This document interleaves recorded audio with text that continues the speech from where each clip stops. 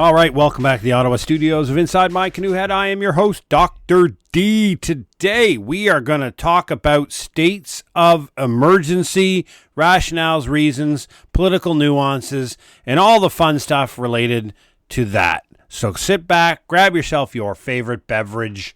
Let's get at her.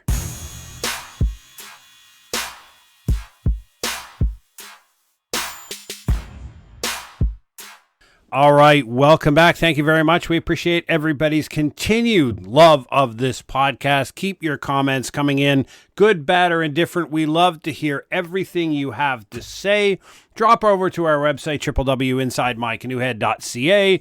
Everything you need to access is there. A way to contact me, the creator, directly, not through staff, but through me directly, to have a comment, issue, or anything else that you want to bring up. We appreciate it. Keep it coming. Thank you very much to my friend in Germany and your latest comment about the podcast. We greatly appreciate that. We just came back from an incredible couple of weeks shutdown here at our parent company, Preparedness Labs Incorporated, where the staff got a couple of weeks to go readjust, do things that they found interesting, to basically take time away with their families, all of it paid, obviously.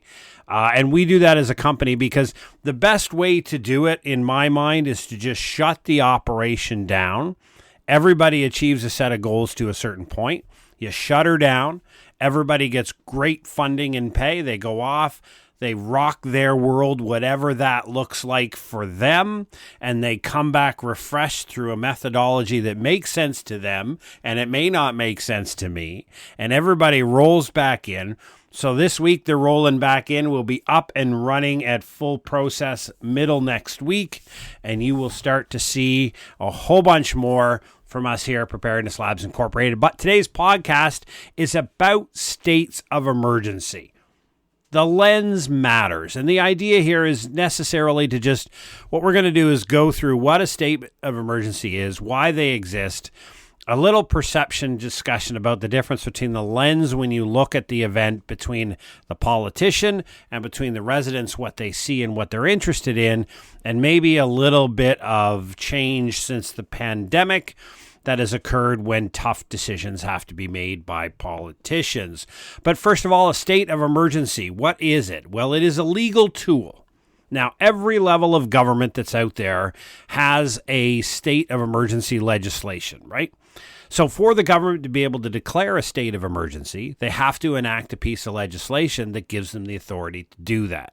Now, under normal circumstances, and I'll talk about a couple caveats in a second, but under normal circumstances, the purpose of a statement of emergency from a legislative perspective is it gives the level of government the ability to access its own existing powers at speed.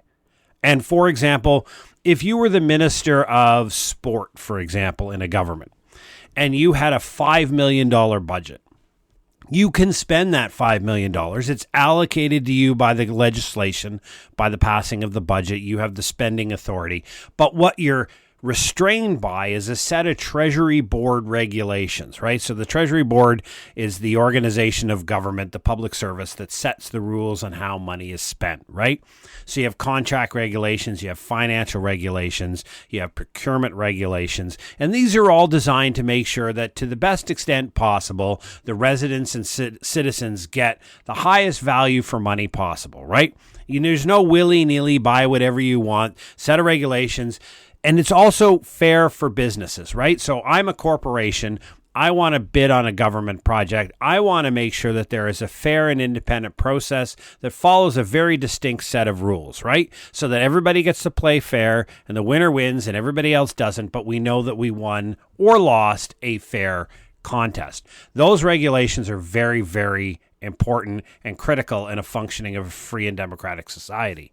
Now, put in a rapid onset crisis event. Now, you can describe that any way you want to, but any rapid onset crisis event, now the government has to access money at a far greater pace. It needs to spend significant amount of money now, money that may be within their budget or separately allocated, but without following all of the procedures and rules. And the reason being is it to contract, say, additional surge capacity labor or surge capacity equipment to deal with a flooding situation in the downtown core would normally be a couple of months of procurement process involved in public tendering and open competition and all those important things. But in time of a crisis emergency, I need them here tomorrow morning, right? So the minister then uses the power that's in the statement of emergency enact to rapidly bypass the processes and spend the money that they're already allocated to spend, or additional money, depending on how the legislation is written, in a rapid onset event, right? So it's a tool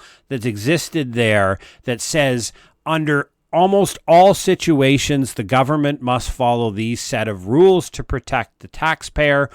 But we have this statement of state of emergency legislation over here that allows the government to say, hey, in this situation, we've decided that this is a significant enough of event to require us to execute a set of things outside normal government processes. We believe it's important to do that, so we're going to enact a state of emergency. So what it does is it takes away the ability of the politician to break the rules until they use an SOE to break the rules. And I'll get to that in a little bit. So sometimes in some jurisdictions, it's rare but not zero, there are certain extra powers that are enacted. There are some legislation or some legislative frameworks that allow government to seize private property temporarily or permanently under states of emergency, or to compel private industry to enact certain things. For example, here in Ottawa, when we had the trucker convoy,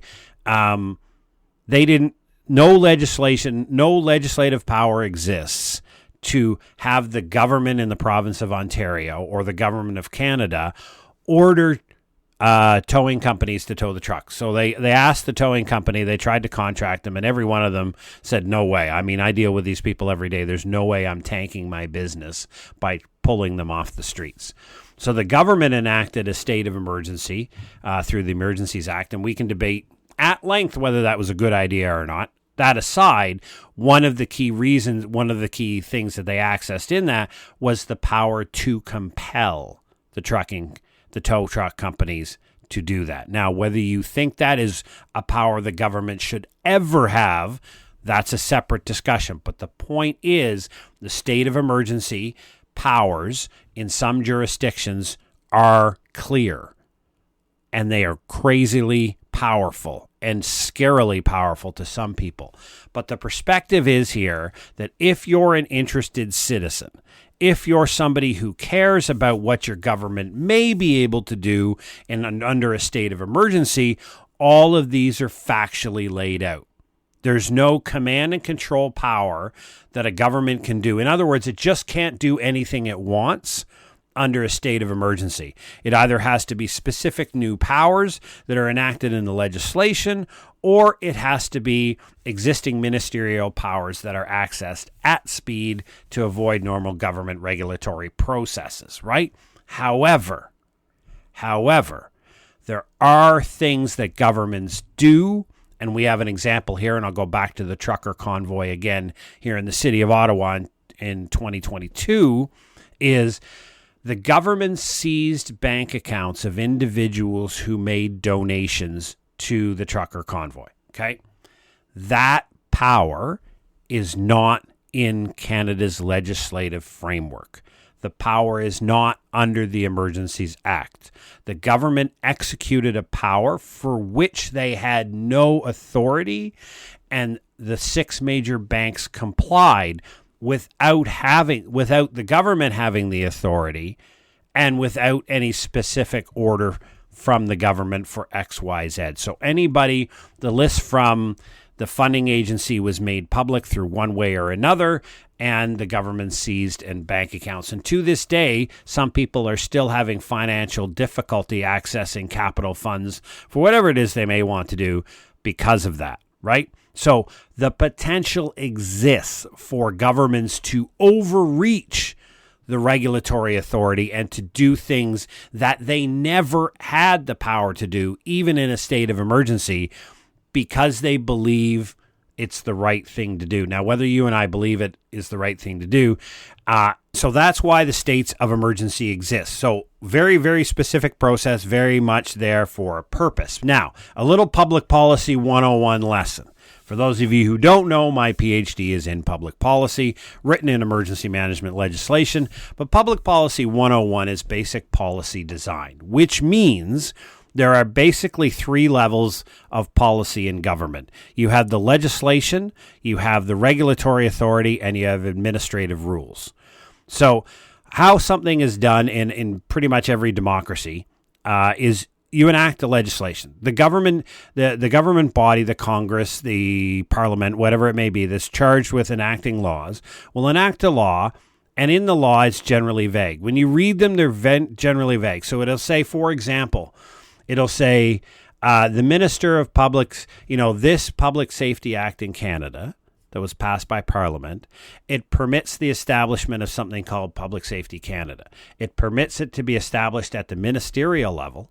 It permits the minister to direct the following agencies to be created that will report to the minister, and it permits the minister to write regulatory regulations about the operations of that. So the legislation basically creates the agency.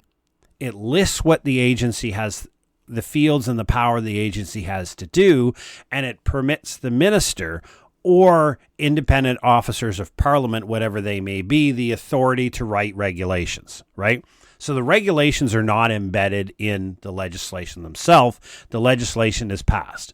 Now what happens is the minister can then enact regulations. So in our Canadian federal system, what happens is regulations are enacted by the minister within the powers they have defined in it. So the legislation says this is what you can do. The regulations say this is what we're going to do. For example, the regulation of, agricultural products or something. It basically says, so the minister will then write the regulations and they'll publish the regulations. Here in the government of Canada, it's called the Canadian Gazette. It's the national paper or the national notice board for everything the federal government does. So when the federal government changes or posts new regulations, under ministerial authority that exists in the legislation, they're required to publish them in the Gazette, and then they come in under normal conditions. They come into effect 30 days later or so. So basically, it's a notice board saying, hey, we're changing the regulations. The reason that exists at the regulatory level is getting something changed in a Congress or Parliament is hard. Like, for example, we always estimated when I worked in national defense that it would take up to 5 years to get an amendment of the National Defense Act done through all of the processes, the consultation, everything that has to be done when you amend a piece of legislation. So the legislation offers the regulatory authority to the minister. The minister then has the freedom to change the regulations as necessary, publishes them in the Gazette, in the Canadian Gazette. 30 days later, they take heed, right? Now, a lot of the times, big picture regulation is brought to stakeholders. They have consultation. Like, for example, when they're looking at the fish and wildlife regulations, they're published every year in a big document. It's not in the legislation. The legislation gives the minister the authority, like for example here in Ontario, the Minister of Natural Resources has the authority to issue the hunting and fishing regulations, right? That's the regulatory authority. The minister has the power. They don't change the act of Parliament every time they issue the regulatory book. So they issue the regulatory book, but when they do that, they have consultations. They want everybody's input. They want to know what's good, bad, or indifferent. They want the experts from academia. They want the researchers. They want everybody's opinion to make sure that we get the best possible set of regulations possible. Then the government enacts them. They don't have to pass a law to change regulation is the point, right? Regulation exists. Administrative are the rules as to how that's done.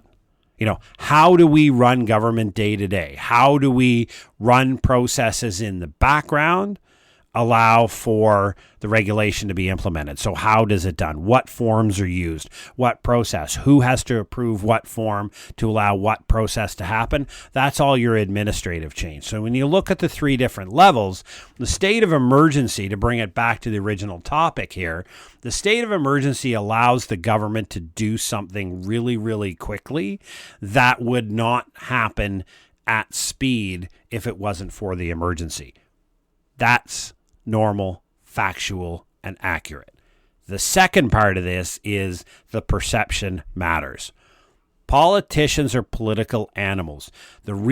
Politicians' number one job is to get reelected, and if they can help the public along the way, that is great. I mean, it's nuanced in different ways with different political parties, but in the essence, that's what it is. It's just what politicians are. They love to keep their jobs, and they love to help people, but they help people so that they can keep their jobs. A populist, for example. We have a populist premier here in the province of Ontario. Dougie Ford will do whatever's necessary, whatever the people want him to do. So if there's a great groundswell for something, a populist will do that. A populist will change rules and regulations to maintain a popularity within the population, because that popularity generally, but not always, but generally translates to a positive re-election campaign. The last time everybody thought he would get thundered at the election, he ended up winning a larger majority than he had before, because he's a populist. He reads the room, he'll change his own mind on a dime, and then call himself wonderful for changing his mind and doing the right thing. Think about a state of emergency. What happens? First time there's some type of event happens. The fastest you see is the politician going down, getting their emergency management crested jacket on, running up to the podium, surrounding themselves by all these uniformed first response agencies, looking powerful, looking important, standing in front of the podium, telling you everything that they're doing to save the day, right? Everything that they're doing. They want to look powerful. They want to have prowess under duress, and they want to look like they are there for you to save you. It is a freaking rush and tripping over themselves to get that nice crested polo or jacket on with their little name on the sleeve, says premier or president or whatever it may be. It's really hilarious. In America, they all have their cute FEMA jackets, whether it's national FEMA for the president of the United States or whether it's the governor in his, government, Florida Emergency Management Agency sitting on Governor DeSantis's shoulder or whatever it may be. They're all in a dead rush to look really cool and look really good and look like they're in power. The reality of Policy Design 101 is every single one of those powers and every single one of those processes can be written into legislation so that at speed may be accessed without the need for a state of emergency. We don't do that because we want to set those power aside for unique purposes, for unique times when it is important for focus to be on not the government activities, but on delivering fast services. So ideally, in a factual and logical perspective, we park these special powers or special at-speed access to powers in a state of emergency legislation so that they're parked over there and that normal operations of the government don't sneak into that kind of need. That's great, but the political aspect of why politicians do that and enact states of emergency is it places them in position of power until it doesn't. And if you remember the pandemic, that wonderful 4-year event that we had a little while ago, the politicians were rushing to look powerful. They were rushing to every one of the podiums to stand there, to stand up for people. We've got your back. We're here for you during this crisis. We'll tell you what we know. We tell you what we don't know. We'll tell you what we plan on doing. But as soon as those decisions got hard, as soon as those decisions started causing harm and pain within the economic society, having to close things down, having to make difficult decisions, what's open, what's not, who's in, who's not, all of these type of decisions, you saw the fastest disappearing act of politicians around. They were replaced in a heartbeat by the chief medical officer of health.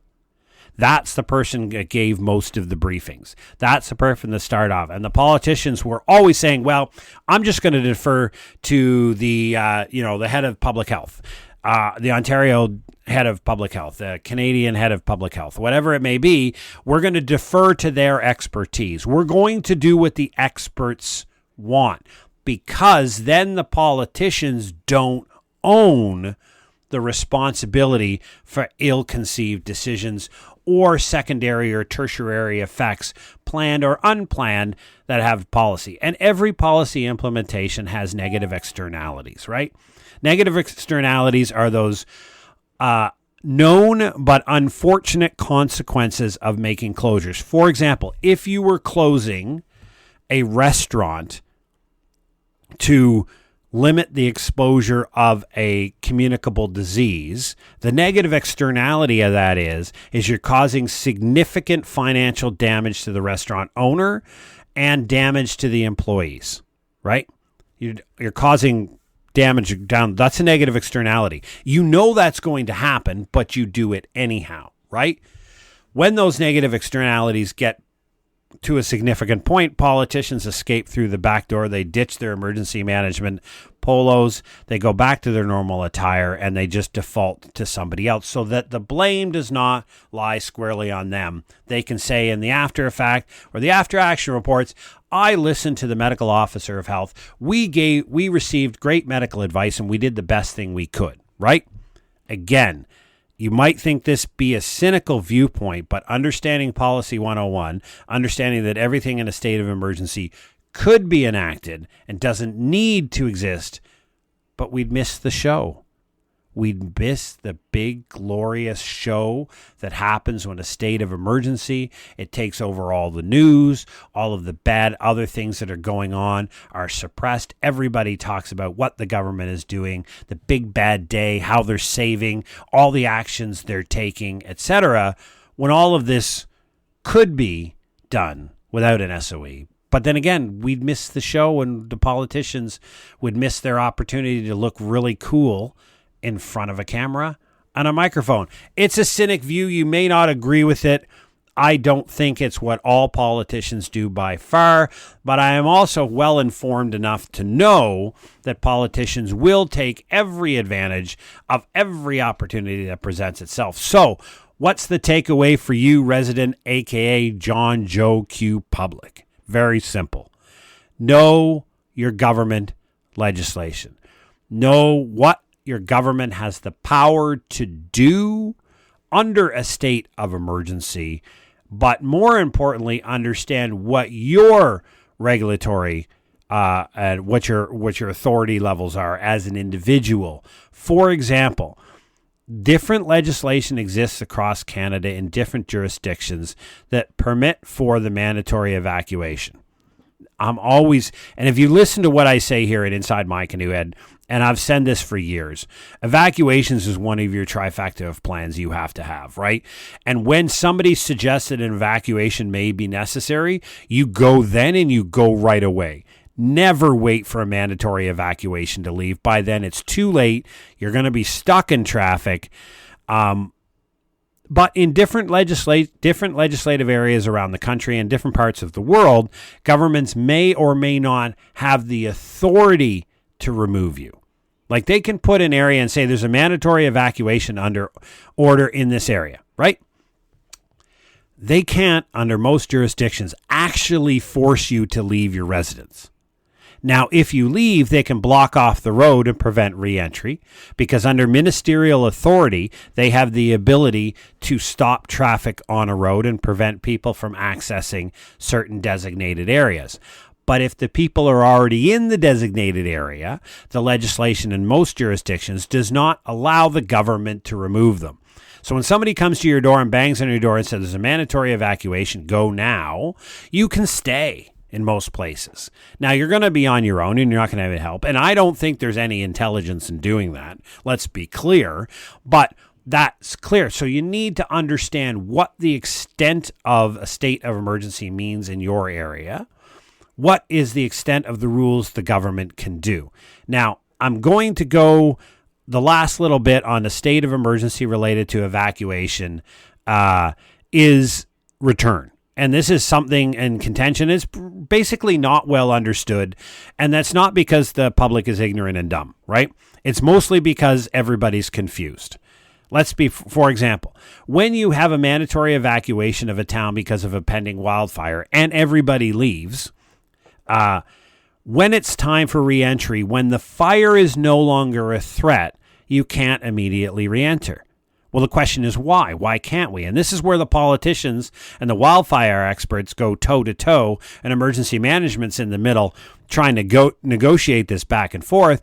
It's because the community, we can't let a resident back into a community until the community's ready to support, right? They call them community lifelines in emergency management, but they're known to everybody else in the world as critical infrastructure, right? So I can't let you back in until the hospital's running, right? The emergency room has to be open and the operating room has to be open before we can let residents back in. Water treatment plants have to be up and running. And if they were shut down for a period of time, it takes a couple of days to regrow the bacteria to get the water safe again, right? The fire departments have to be up and running. The police services have to be up and running. The power has to be up and reestablished. All of these pieces of critical infrastructure, the 10 sectors of critical infrastructure that keep the city operating, have to be up and running again before residents are allowed back in. And this is where you see the fight on TV. Well, wildfire says it's not a threat anymore. Everybody, why can't I go back in? I want to be back into my house. I want in now. And I get that from people who want back in right away. But the reasonable idea is the government has to get that city up and ready to receive people. And then when you do that, you have to phase reentry. You have to phase reentry because if you're a city of 50,000 people, you can't let 50,000 people back in a day. Think of the road systems. It will look exactly like it did when everybody was when everybody waited for the mandatory evacuation. Literal roadblocks. Crazy. Not a good idea. So next time, if you're ever evacuated, just understand that there's a logical, intelligent process underway to prepare the city to receive the residents again, that it has to happen. So when they say the fire is no longer a threat to Fort McMurray, you have to sit on your arse and wait till they get Fort McMurray ready to receive the residents, okay? Rant done. So hopefully this little discussion about SOE, what it is, a little political nuance to it that I think is important to remember, your responsibility to understand what an SOE looks like, and just a little bit about why it takes a few moments, a few days to get a city ready to reoccupy after it's been evacuated. Hopefully this was value. Hopefully you enjoy this episode. Give us some feedback, like, share, whatever. If you only do one thing for us here at Inside My Canoe Head, share it with somebody else. Tell somebody else about the podcast. You found it interesting and wonderful. Thank you for taking time out of your day to listen to me as you went about, did whatever you did. Stay tuned, subscribe, follow us across all social media, drop over to our website. But most importantly, take care, stay safe, and we'll see you next time.